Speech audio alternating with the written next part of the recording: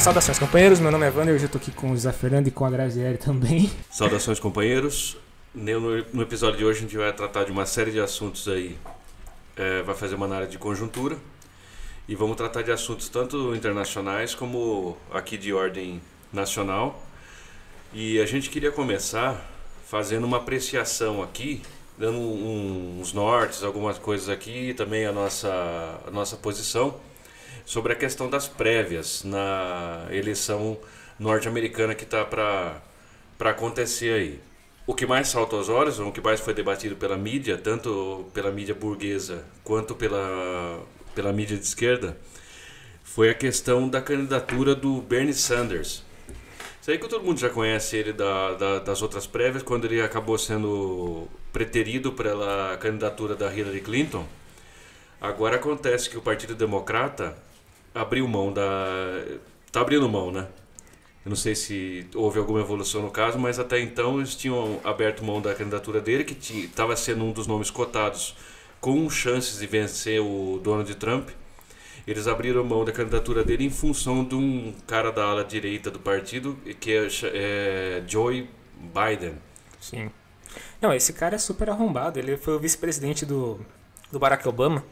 Acho que durante as duas gestões ele cometeu várias gafes, falando. Ele tem uma fala muito interessante que ele começa a elogiar e fala assim: a primeira vez que teve um negro bonito, bem articulado, que concorreu à presidência norte-americana, esse do Obama não teve ninguém. O cara preteriu todos os outros concorrentes que houveram, não sei quais foram, e disse que só ele que tinha essa característica. Tipo assim, era uma exclusividade do cara, uma raridade ver um cara... Foi um comentário racista e digno de um direitista. Né? Digno, e assim, aí depois como ele tem tinha uma influência, né, em alguns estados, ele acabou sendo escolhido como vice-presidente mais por um cálculo político do que qualquer outra coisa. O cara é um direitista contumaz. Só que assim, o que salta mesmo aos olhos nessa questão é que, bom, antes de tudo vamos explicar como é que funciona mais ou menos essas prévias, que eu dei uma estudada, tive que fazer quase que uma faculdade para entender como é que funciona. Para se graduar em ciência política, para você entender o processo antidemocrático da eleição norte-americana. Bom, a primeira surpresa que eu tive é que assim, não existem só 2 partidos nos Estados Unidos. Eu não sabia disso, eu achava que existiam apenas 2. Só que as prévias contam para a eleição de delegados, e os delegados de cada partido, né, quem tiver mais delegado em cada estado, vai indicar lá o partido. E só conta mesmo esses 2 grandes partidos, que é o republicano e o democrata. Ele é um bipartidarismo de ocasião, porque assim, na conjuntura, por exemplo, tem um partido trotskista, inclusive. Tem? Não sabia. Eles têm jornal, tal, eles colocam matérias, eles militam também, lançam candidatos, só que quem fica sabendo no Globo que existe alguém além dos... Porque assim, então, de fato, é um bipartidarismo. Sim. E assim, com essa explicação do Wander, vocês vão ver como que esse processo, desde as prévias, dentro desses próprios partidos e no processo eleitoral como um todo, o povo não tem nenhuma ou muito pouca palavra.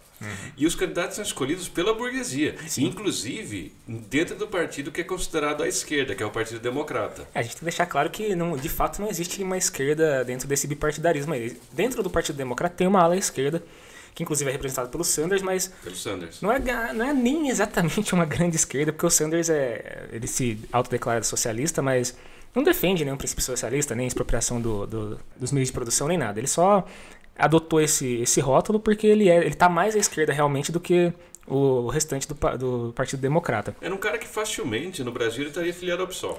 Sim, com certeza. Disposa pautas identitárias, etc e tal. Essa é uma esquerda pequena burguesa. Exato. Mas assim, vocês vão ver que o grande problema é que ele de fato é de esquerda. Sim. Dentro do partido. Ele pode ser moderado, mas ele é um homem, ele é uma figura de esquerda. Sim. E assim, a eleição funciona da seguinte forma, desses pré-candidatos, né? Tem os delegados, que são tipo, como se fosse um cabo eleitoral do pré-candidato, né? E eles recebem votos. A quantidade de votos que eles recebem denomina um tanto de delegados lá. Os delegados representam ele. Quem tiver mais delegados, o delegado vai para a votação da convenção do partido, que eu acho que daqui 1 mês ou 2, se eu não estou enganado. Na convenção, o delegado vai lá e aponta quem que vai ser o candidato que ele representa. Quem tiver mais delegado ganha. E essa super terça que saiu tanto na mídia agora, eu fui consultar o que era, é um momento em que existem mais votações, né? Eles vão para vários estados, acho que se não me engano foram 15 ou 20 estados, e eles tentam arrecadar o máximo de pessoas possíveis. A votação nos Estados Unidos não é obrigatória, então participar da votação não é uma... Aí já é antidemocrático? Sim, até porque é um país tão grande quanto o Brasil, então as pessoas teriam que ter essa disposição para serem representadas de fato, senão vai só o pessoal de estados mais populosos, mais ao centro e tudo mais. Mas a questão é essa, eles escolhem os delegados vão e votam, e aí você tira um candidato. No caso do Partido Democrata, o Sanders aparece como um representante das minorias e dos negros, hispânicos e tudo mais. E isso é um confronto, é um conflito muito grande dentro do Partido Democrata, que, por exemplo, teve o Bloomberg, que saiu, não sei se você viu, que é um bilionário que está afiliado ao partido teoricamente de esquerda. Ele é a ala direita junto com o Biden, ele era a ala direita dos democratas, né? Esse cara investiu $500 milhões para concorrer à presidência e eles desistiram, né? Ele mais uns 3 ou 4 candidatos que estavam nessa disputa desistiram do dia para a noite para apoiar o Biden contra o Sanders, porque eles não aceitam a candidatura do Sanders, não aceitam o rótulo de socialista, eles têm uma rusga enorme com a candidatura dele e não vão aceitar, porque assim, representar os negros, os hispânicos, a classe operária, é uma coisa que está completamente fora do escopo do Partido Democrata, o partido que teoricamente é de esquerda, eles não aceitam isso, e eles estão sabotando a candidatura do Sanders, né? Ele perdeu essa super terça aí, se eu não me engano o placar ficou em 10-5, ou uma proporção assim, sabe? Uma coisa avassaladora, assim, foram muitos votos perdidos nessa super terça, e o que demonstra que as manobras, o que eles estão fazendo para impedir a candidatura, está surtindo efeito. Não vou afirmar agora que o Sanders vai perder, eu acho que não dá para dizer isso, mas o Partido Democrata está encaminhando tudo para derrubar o Sanders e impedir que ele concorra em favor desse arrombado aí do Joe Biden. O que a gente tira de conclusão desse fato é que a crise, mesmo com uma crise extraordinária política nos Estados Unidos, que passa pelas tentativas de impeachment do Donald Trump. O Trump não era, só a gente já assinalou isso em alguns artigos e aqui no podcast algumas vezes, mas assim, embora o Trump tenha ganho, ele não era unanimidade na burguesia norte-americana, inclusive ele era preterido em favor da Hillary. Uhum. A vitória dele causou um mal-estar entre a burguesia de Wall Street, que não fechava com ele, porque ele tinha uma política. Agora não sei se o pessoal conseguiu colocar um pouco mais ele nos eixos, etc e tal, mas o que salta aos olhos é que no primeiro momento ele grande parte do capital financeiro não engolia Donald Trump.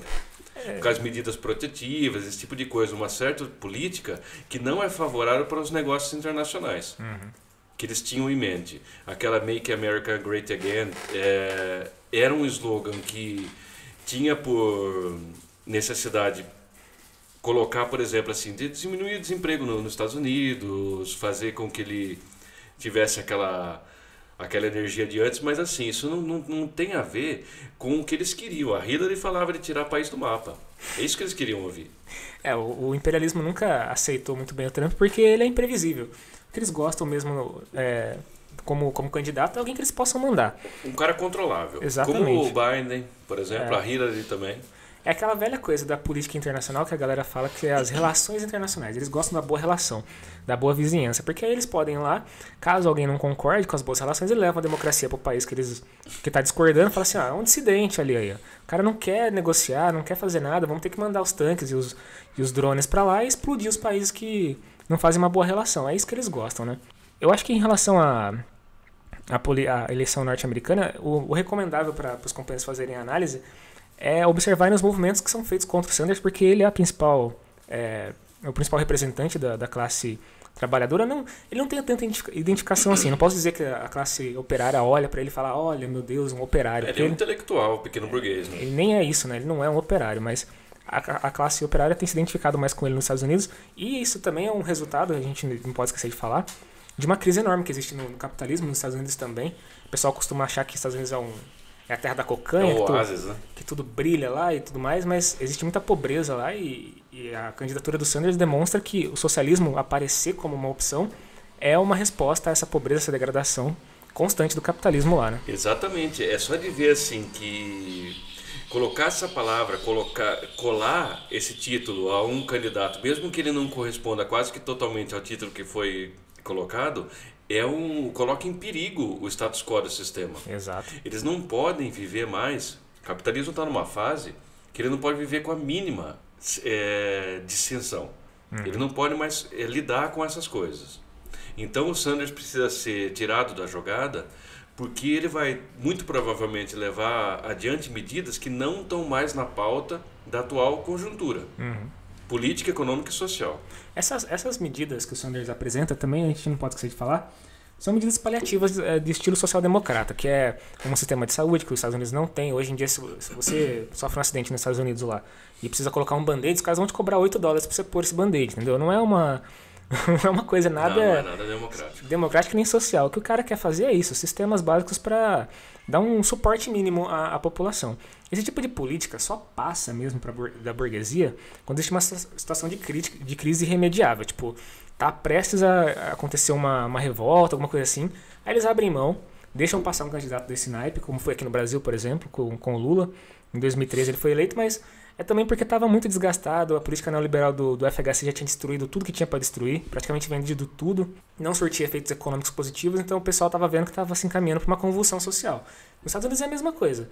Enquanto não houver uma situação dessa pré-revolucionária ou de convulsão social, como ocorreu no Chile e em outros países, eles não abrem mão, eles não vão deixar um candidato social-democrata dirigir uma potência com o título de socialista ainda no coração do capitalismo, de um socialista como presidente. É muita contradição.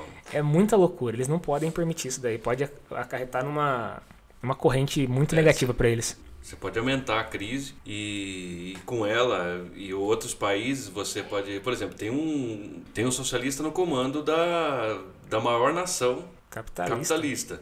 Então, assim, por que a gente não pode seguir os passos deles? De repente o cara começa a falar de paz, o cara começa a tentar desmobilizar um pouco. Eu duvido que ele teria esse tipo de margem de manobra, mas assim...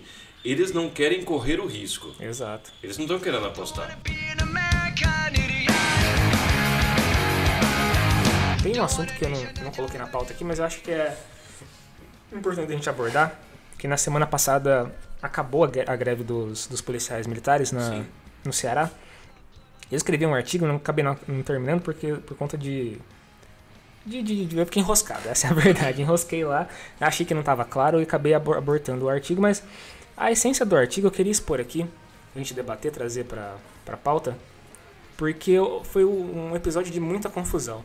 Eu vi gente elogiando o Cid Gomes, falando que ele era um herói antifascista. Agora ele é antifascista, né? Por ter jogado a retroescavadeira em cima dos policiais. E a confusão reside no fato de que, assim, os policiais militares são bolsonaristas, são fascistas, estavam causando... No movimento tinha lideranças bolsonaristas. Sim, de fato. Eles estavam causando uma perturbação na população e tudo mais, mandando fechar alguns comércios e dando tiro pra cima, esse tipo de coisa. Isso daí é fato. Só que outro fato é que jogar uma retroescavadeira em um piquete de greve é uma característica totalmente fascista. A gente viu isso acontecer em outros regimes fascistas. Greves e mais greves sendo terminadas dessa maneira. Não era exatamente com retroescavadeiras, mas geralmente era com a força policial. É aí que reside a grande contradição e a grande dificuldade de análise da galera desse fato, né, desse episódio. O pessoal está tão carente de alguma coisa que seja mais enérgica, né? E por culpa da própria esquerda, a gente pode deslindar isso depois se for o caso. Sim. Mas assim, que essa atitude do irmão do Ciro Gomes, ela agiu como um episódio revolucionário. Quando ela é quase que o contrário, é uma situação reacionária. Totalmente. Porque assim, tudo bem, PM, era PM. Tinha um monte de cara encapuzado lá, o pessoal tava... Eles queriam, no final das contas, aumento de salário. Uhum. Não tinha... Sei lá, não está aqui defender também o direito de greve da polícia ou não. Mas o que salta aos olhos é a questão de que ele não tem o direito, por ser senador, por ser nada, tratando aquilo lá como os Gomes tratam aquela região, como uma parte do feudo deles. Sim. Quem é ele? E ele achou que estava fazendo um serviço para a população, estava fazendo um favor para a galera. galera. Só ele que pode ser fascista lá, mais ninguém? O que fica a dúvida é isso aí. Se tiver algum cirista, a gente deveria até chamar para o debate para ver quais são os argumentos. Porque, a princípio, o cara tomou uma atitude ali bastante estranha. Não, e digo mais, assim, eu coloquei no meu artigo, que não foi publicado, que é importante notar que a polícia, sendo um braço armado do Estado e trabalhando para reprimir a população, quando entra em greve, não que ela tem que ser apoiada para ganhar um salário melhor, mas é um sinal claro da degradação do Estado como ele é, do Estado burguês. Então, se eles estão reivindicando, se eles estão sentindo o efeito daquela política que agora é a nova política de austeridade, eles estão se rebelando contra isso, a gente não precisa apoiar, a gente tem que encarar como um sinal, como um sintoma do fracasso da política que eles estão impondo. E se eles estão reivindicando isso, estão desgastando o Estado a esse ponto, o papel do Cid Gomes em ir lá recolocar a disciplina na tropa é um papel... É um desserviço. É um favor à burguesia isso daí. Ele prestou um favor ao que está acontecendo. Exato. Ele colocou a tropa de volta na rua para reprimir a população. Nossa, eu vi gente falando que, eu vou comprar uma retroescavadeira para matar os fascistas. Então, mas assim, eles esqueceram que o Cid Gomes era um entusiasta da prisão do Lula. É? Olha só que antifascista que ele é. É o cara que falou que o Lula tá preso, nem aí né? pra nada. É que o pessoal ciscou num galinheiro que é dele. E ele, como um coronel de puro sangue, ele se sentiu ultrajado. Como é que o pessoal vai fazer um piquete na minha cidade? Não, e o Ciro Gomes, muito esperto, foi lá e falou, não, ele não se combate o fascismo com flores. Agora ele fala isso aí, né? Exatamente. É o cara que não combateu nada. Nunca teve uma porra de uma greve, não ajudou ninguém, velho. Aliás, ele foi... o pessoal não gosta de ouvir isso aí, mas aliás ele foi peça fundamental do golpe. Sim. Ele ajudou a desmoralizar. Ele fica atacando o PT com armas da burguesia. Falando que o Lula não sei o quê, que o PT é uma quadrilha. Esse tipo de coisa aí. Como é que você combate o fascismo batendo num partido que tem uma ampla base social, falando que aquilo é uma organização criminosa? Você não é antifascista nada.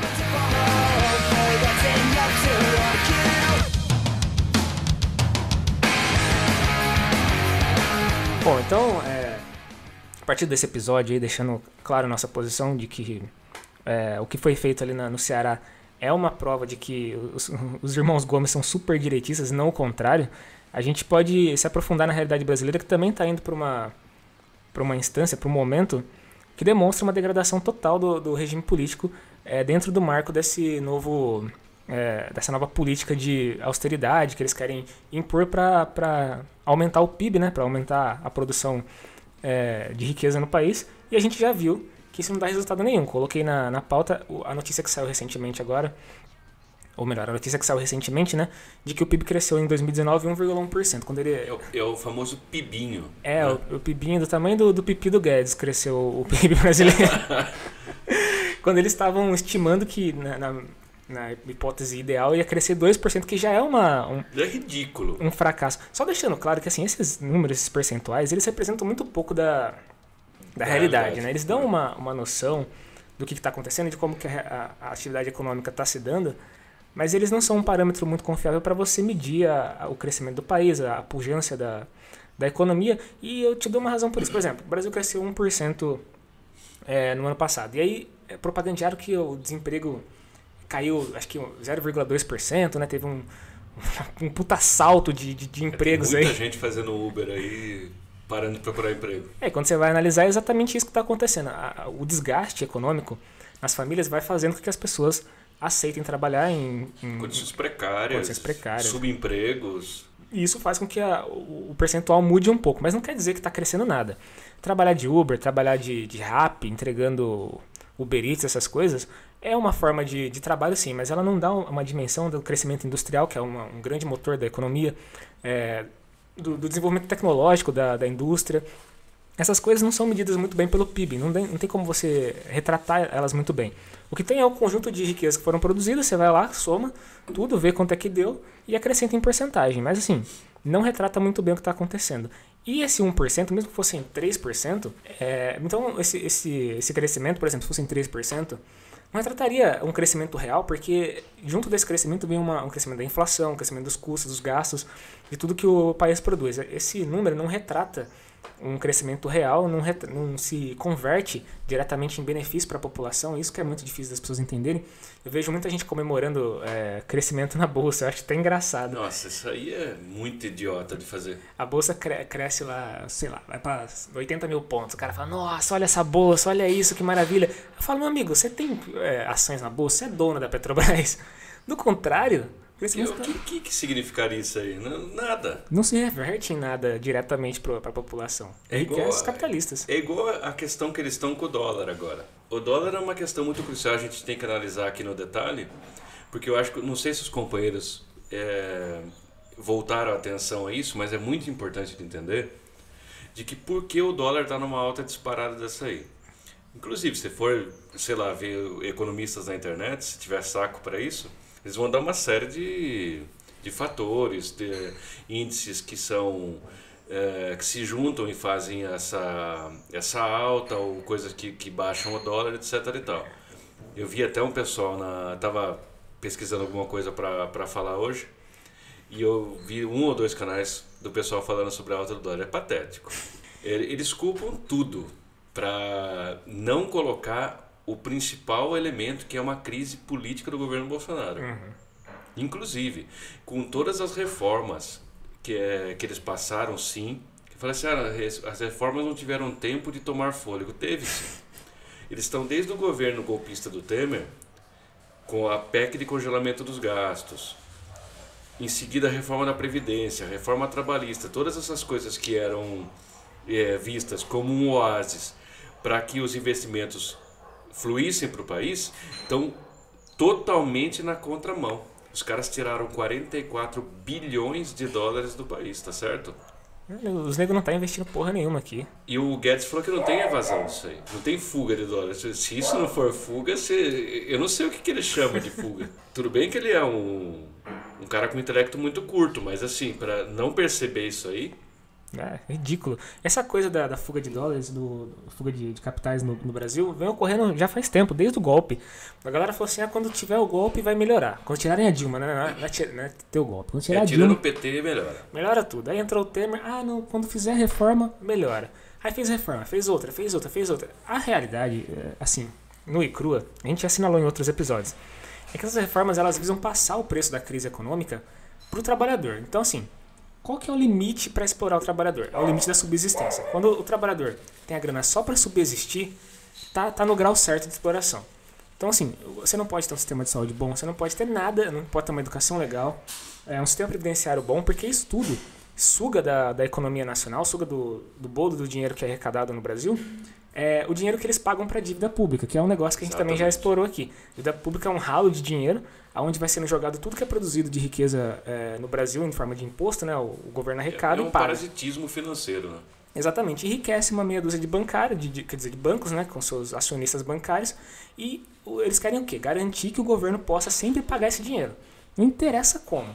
Então, se você não vai ter uma educação e uma saúde legal, não interessa. O que interessa é pagou a dívida, eu tô feliz. É assim que funciona a mente desses caras, né? E assim, mesmo isso vem dando errado. Exatamente. Porque o pessoal fala assim, tem uma coisa, nos índices capitalistas e burgueses de avaliar a situação econômica de cada país, tem uma coisa que chama o risco de investimento. Por exemplo, o risco Brasil. Isso aí que é assim, quanto que vocês são submissos o bastante para aguentar as nossas reivindicações? Não está dando certo. O pessoal pode falar assim, mas como que não está dando certo? Tem um cara de extrema direita que colocou com plenos poderes um ministro que ele é caro às ideias da escola de Chicago, né? Ele é um Chicago boy, com ideias que eram da época do Pinochet. Por que não está dando certo? Porque o governo Bolsonaro está em crise. Os investidores, assim, por exemplo, por que sai capital do Brasil? Porque os caras não têm a devida segurança que não vai ter uma revolução, uma convulsão política no país. Porque assim, esse pessoal é muito inteligente, eles têm analistas olhando a situação. Você viu, tira o dinheiro daí que esse cara não tá bambeando no cargo. O Bolsonaro, em suma, Bolsonaro não passa as garantias para a burguesia que ele é sólido bastante para que eles possam investir no país. É isso aí. Por isso que não está dando certo. Não, e nem vai dar. Isso causa um ciclo que é assim, a coisa não decola. O plano econômico dos caras não decola por conta do entrave político. O entrave político se agrava por conta do entrave econômico. Isso gera um ciclo vicioso que leva a situação política e econômica do Brasil para baixo. Qual que era a solução para isso? Qual que foi posta várias vezes essa solução? Tirar o governo Bolsonaro. Sim. Já se falou, a gente repete isso todo episódio, né? Quase nosso mantra aí. Vários partidos têm levantado isso, organizações mais conscientes têm chamado também para derrubar o governo, acabar com essa patifaria. E existe dois pontos, né? Existe uma pasmaceira de uma galera que não quer fazer isso. Eles chamam qualquer coisa, eles falam fora Guedes, fora tudo, Weintraub, fora qualquer pessoa, menos fora Bolsonaro. Eles não conseguem. Chega no nome, eles têm uma trava. Eles não conseguem tirar o cara. Não, é muito louco isso, cara. Eu fico vendo os caras puxando. Quem que foi que entrou agora? Entrou um outro. A Regina Duarte. A Regina Duarte, aquela do peido do palhaço, né? Viu? Isso aí é um show de horror. Entrou a Regina Duarte, já chamaram fora a Regina Duarte, mas não chamaram fora Bolsonaro ainda. É um negócio surreal, tá ligado? O problema é que quantos ministros que já caíram? Caiu aquele discípulo do Olavo de Carvalho, entrou o Weintraub, caiu um pessoal lá. Nazista. Entrou outros. Você viu que não muda nada? Assim, será que essa gente não caiu a ficha ainda que não dá? Se você não cortar o mal pela raiz, o negócio vai continuar tendo... Eles vão se... Por exemplo, você viu? Não deu nazista, ele arrumou a Regina Duarte. Não deu com aquele discípulo do Olavo de Carvalho, ele arrumou o Weintraub. Uhum. Então eles vão mantendo a coisa, porque tem muita gente idiota por aí pra eles empregarem. Nossa, é infinito. Aquele cara que entrou na Fundação Palmares lá... É aquele que é o... Ele é um negro contra os negros. Olha, já arrumaram um cara. Você viu? Existe isso aí. Ai, caralho. E assim... A Damares não é uma mulher contra as mulheres? Exatamente. Então, eles arrumam isso aí. Eles maqueiam com uma coisa de cunho religioso, falar, não, é um conservadorismo religioso, mas na real não é isso. É um trabalho anti-mulheres, né? Eles querem a subserviência total e que as mulheres calem a boca e obedeçam. É um negócio ridículo. É como a gente sempre falou aqui. Todos os ministérios do Bolsonaro, fora o da economia, são anti-ministérios. Uhum. O Ministério da Mulher é para não fazer nada pela mulher. O Ministério da Educação é para não fazer nada pela educação. Exato. Tem provas inúmeras. Você, assim, é só ler o Jornal do Dia. O negócio é um desastre retumbante. E o pessoal fica, inclusive, quadros de esquerda, eles ficam falando, não, é questão de diálogo, é questão de pressionar aqui. Não tem onde pressionar. Esse governo precisa cair. Ou eles vão levar o país para uma bancarrota total. Quando o outro, se houver a chance de um governo que tenha pelo menos uma tendência um pouco mais social-democrata, pegar o país, vai ter pouca coisa para juntar. Exatamente, estão destruindo tudo. E assim, existe uma iniciativa dentro da direita, da direita bolsonarista, que é tentar refazer uma aliança política, olha aí o nome, né? Que é a Aliança pelo Brasil, que é o partido que o Bolsonaro quer fundar, só com a pura cepa do bolsonarismo, né? Ele quer colocar só gente muito fascista mesmo e tirar a galera que ficava entravando dentro do PSL as medidas ridículas que o governo tinha. Então assim, eles tentaram fazer, eles estão tentando fazer, na verdade, né? Mas a realidade, ela é cruel, né? Mostra que o pacto político... apoio. O pacto político que eles estão tentando propor já não funciona do início, né? Isso aí desvenda duas coisas, duas lendas que estavam sendo contadas desde as eleições, que o governo Bolsonaro é legitimamente eleito. Mentira. Uhum. Foi uma fraude eleitoral. Segundo ponto, ele tem apoio na base popular. Isso é mentira. Pode até ter, mas é muito residual. Uhum. Porque o cara não conseguiu registrar um partido. Ele não teve 50 milhões de votos? Cadê a galera agora? Por que o pessoal não entra no partido dele? É porque não é o povo...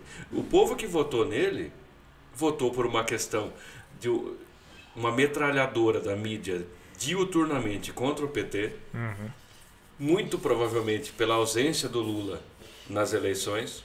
Com certeza. E outra coisa, ficou bem claro de que a base de apoio do Bolsonaro, que é a classe média de direita, não é o bastante para que ele funde um partido. Exatamente. Aí está desvendado esses problemas. E aí fica claro porque que ele não consegue governar o país. Ele não tem base popular para governar essa... É importante comentar também que vai ter essas manifestações agora no dia 15 de março, que é uma manifestação para colocar os fascistas na rua e demonstrar algum apoio popular ao governo, tentar arrecadar umas assinaturas. É tudo uma coisa Orquestrada aí, né? Orquestrada para demonstrar que ele tem alguma força política, alguma legitimidade, mas que na real é uma reação desesperada da base do governo a esse fracasso que tem se demonstrado a política do Bolsonaro, a política desse governo. E assim, uma outra resposta também que está sendo tentada pelos partidos de esquerda dessa vez é a famosa Frente Ampla. Sim, isso aí tem que ser discutido. Essa iniciativa ela começa no parlamento, obviamente, né, com deputados como o Freixo. O Marcelo Freixo, os deputados do PT, do PCdoB também, que eles têm comunista no nome, socialista no título, mas eles são parlamentares por cepa. Eles são social-democratas no máximo e que esperam resolver tudo nos marcos da instituição, né? Numa palavra, são direitistas, né? Exatamente. Eles fazem essa coisa da Frente Ampla, e eles incluem pessoas como o Rodrigo Maia, que para eles é um democrata, Fernando Henrique Cardoso, é uma pessoa... aquele abutre neoliberal que jogou milhões de pessoas na miséria. E na visão deles, a Frente Ampla pela democracia, né, contra o fascismo, ela tem espaço para colocar gente que é fascista. Então, aquele assim, chama a galera e vê no que dá. Não existe isso aí. Não. Esse frente amplismo aí, ele já começa errado. Você não pode se aliar às pessoas que ajudaram a colocar o país na situação onde ele está. Esse pessoal votou no Bolsonaro. E a política deles é a mesma do Bolsonaro. Não existe frente ampla para fazer a mesma política que já está sendo feita. Isso aí, onde você vai parar com isso? Não tem solução. Eu queria que a gente comentasse aqui, é meio de improviso, mas a gente pode comentar porque isso aí é do cotidiano. Isso aí é uma articulação do chamado centrão. O centro político no Brasil, ele sempre foi aquele que deu as cartas na política. Tanto é que o desgaste do governo Bolsonaro com o Congresso Nacional se dá pela não coincidência de pautas entre o centrão e o governo. Uhum. Não é nada assim, não é nenhuma resistência. Eles não estão resistindo porque eles não são bolsonaristas. É porque o Bolsonaro não está rezando conforme a cartilha que eles querem. E o Centrão ele nada mais é do que um partido fisiológico. É como se fosse um grande partido fisiológico que está ali pelos interesses de emendas parlamentares, de votação de propostas que são capitaneadas. Profissionais, são gente desse naipe aí. Eles não têm nenhum compromisso real com a população, nem com nenhuma organização popular. Assim, quando a gente fala que o PT é um partido de esquerda importante no Brasil, a gente fala isso por um fato único. Que assim, o PT tem base popular em organizações populares. Então, CUT, MST...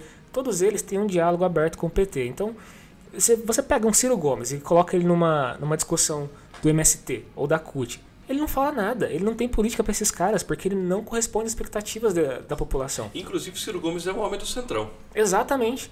Ele é um cara fisiológico, ele colocou o Benevides para dar conselho para a equipe econômica do Bolsonaro. Esse é o Ciro Gomes. Ele queria conciliar com o Bolsonaro. Exatamente. O Centrão é ele isso. Ele quer que o Bolsonaro fique lá. Ele não quer que caia. É ruim para ele. E a desculpa deles é assim, não é bom para a democracia se outro presidente for impeachmentado, a gente tem que jogar o jogo nos marcos da democracia e tudo mais.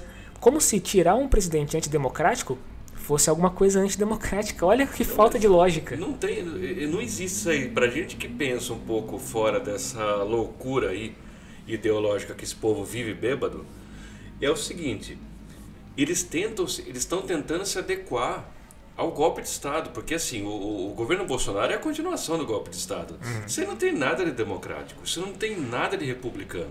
Bom, eu acho que a gente se encaminha aqui para o final dessa análise de conjuntura, deixando claro uns recadinhos aí, que a gente se atrasou alguns episódios e tudo mais, mas está voltando aos poucos a regularizar. Ao funcionamento normal. Ao funcionamento normal. Vai parar de novo, muito provavelmente, nos próximos meses aí, por coisas boas, não por coisas ruins, mas vai dar uma travadinha aí, básica, mas a gente vai regularizar de novo, porque a gente sempre faz isso. Então, não espere uma grande regularidade, mas vai ter. Eu gostaria de até deixar a ideia de que os companheiros que quisessem se manifestar em função de pedir algum tema ou algum livro que quer que seja esmiuçado aí, debatido, tá à vontade nas redes sociais, nos canais de comunicação aí que vocês que são costumeiros, né?